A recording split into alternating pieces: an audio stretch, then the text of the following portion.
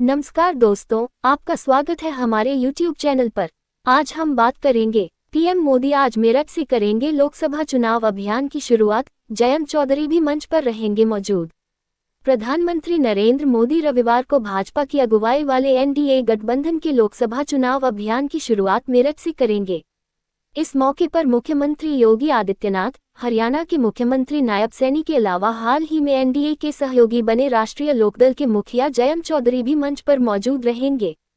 पूरा देश कह रहा है कि तीसरी बार मोदी सरकार पीएम मोदी ने कहा कि 2024 का जनादेश भारत को दुनिया की तीसरी सबसे बड़ी आर्थिक महाशक्ति बनाएगा। जब भारत दुनिया के 11वें नंबर की अर्थव्यवस्था था तब चारों तरफ गरीबी थी। जब 5वें नंबर पर पहुंचा तो 25 करोड़ लोग गरीबी से बाहर निकले। जब भारत नंबर 3 पर पहुंचेगा तो भारत में गरीबी तो दूर होगी ही, देश को नई ऊर्जा मिलेगी।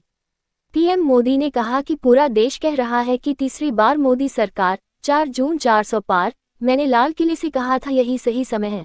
भारत का समय आ गया है। भारत चल पड़ा है। आज भारत इंफ्रास्ट्रक्चर के निर्माण पर अभूतपूर्व निर्णय कर रहा है। नौजवानों के लिए अनगिनत अवसर बन रहे हैं। नारी शक्ति नए संकल्प के साथ आगे आ रही है। भारत की ओर से कचतीवु द्वीप श्रीलंका को दिए जाने का मुद्दे ने लोकसभा चुनाव खासकर तमिलनाडु की राजनीति को गरमा दिया है। रामेश्वरम और श्रीलंका के बीच मौजूद इस द्वीप को इंदिरा गांधी सरकार ने श्रीलंका को दे दिया था। एक आरटीआई में इसकी जानकारी सामने आने के बाद मुद्दा फिर से सुर्खियों में है। प्रधानमंत्री मोदी ने इस संबंध में एक समाचार साझा कर कांग्रेस पर निशाना साधते हुए कहा कि कांग्रेस भरोसे के लायक नहीं है। 2. इंडिया जिंदाबाद। समुद्री लुटेरों से बचाए जाने के बाद पाकिस्तानी नागरिकों ने लगाए नारे। भारतीय नौसेना ने अरब सागर में समुद्री लुटेरों के चंगुल से 23 पाकिस्तानी नागरिकों को सुरक्षित रेस्क्यू किया था। रेस्क्यू किए जाने के बाद नौसेना ने उनका एक वीडियो शेयर किया जिसमें वे इंडिया जिंदाबाद के नारे लगाते नजर आए। उन्होंने नौसेना का धन्यवाद भी दिया। 3. भारत के अंदरूनी मामलों पर विदेशी बयान के पीछे साजिश की बू। भारत की तीखी प्रतिक्रिया दूसरे देशों को भी संकेत। ये पहला मौका है जब भारत की लोकतांत्रिक प्रक्रिया की निष्पक्षता को लेकर अमेरिका और संयुक्त राष्ट्र की तरफ से सवाल उठाए गए हैं। इसके पहले दिल्ली के सीएम अरविंद केजरीवाल की गिरफ्तार पर जर्मनी और अमेरिका दोनों ने ही चिंता प्रकट करते हुए उम्मीद जताई थी कि भारत में आप पार्टी के मुखिया के साथ स्वतंत्र व पारदर्शी तरीके से न्याय होगा।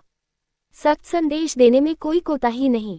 खास बात यह है कि सवाल उठाने में अग्रणी अमेरिका और जर्मनी दोनों देश भारत के करीबी रणनीतिक साझेदार हैं जिनसे द्विपक्षीय रिश्ते लगातार मजबूत हो रहे हैं।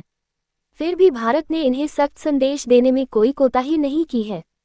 विदेश मंत्रालय के सूत्रों का कहना है कि जर्मनी व अमेरिका के विदेश मंत्रालयों के प्रवक्ताओं ने जो प्रतिक्रिया दी थी वह एक प्रश्न के उत्तर में था।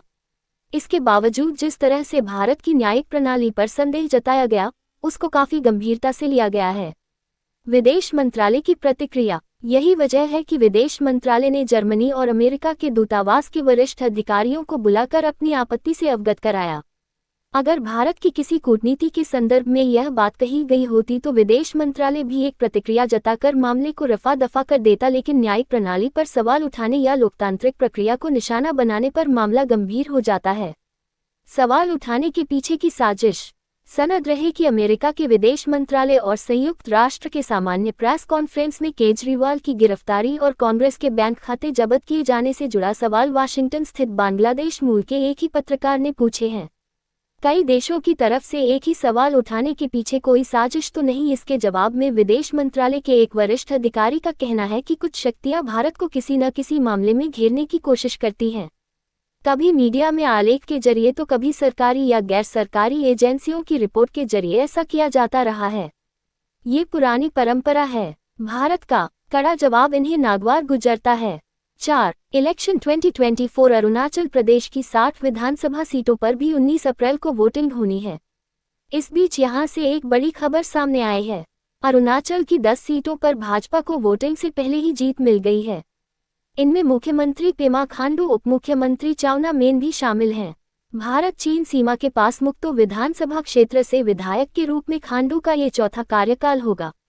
मुख्य चुनाव अधिकारी पवन कुमार सेन ने बताया कि नामांकन वापसी की अवधि समाप्त होने के बाद खांडू और 9 अन्य को निर्विरोध चुना गया।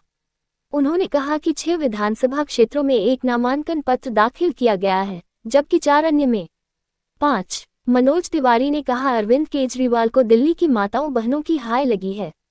मनोज तिवारी ने आगे कहा कि कांग्रेस और अन्य पार्टियों के वरिष्ठ नेता आज मन ही मन खूब मुस्कुरा रहे होंगे। अरविंद केजरीवाल हमें भ्रष्टाचारी कहने चला था।